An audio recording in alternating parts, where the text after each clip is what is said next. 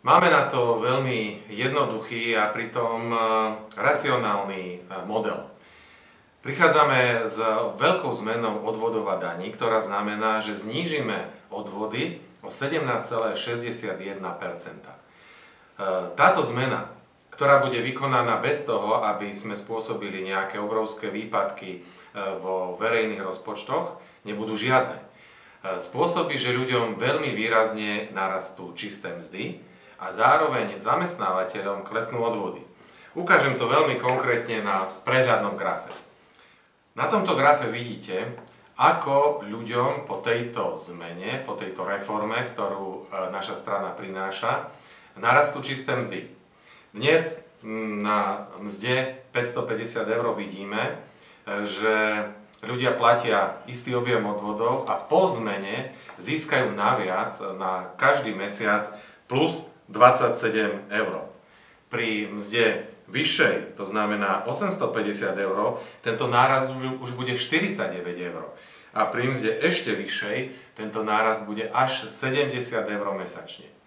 Takto by sme mohli hovoriť o každej mzde. Na našej webovej stránke nájdete kalkulačku, kde si každý môže pozrieť, o koľko narastie jeho čistá mzda. A čo zamestnávateľia? Tí sú tí, ktorí znášajú takisto veľké odvodové bremeno a vytvárajú pracovné miesta.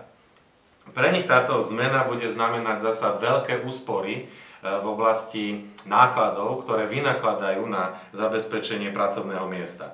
Pri mzde, ktorú sme už spomínali, pri tej 550 € vysokej mzde, ušetria 72 €. Pri mzde 850 až 112 € mesačne.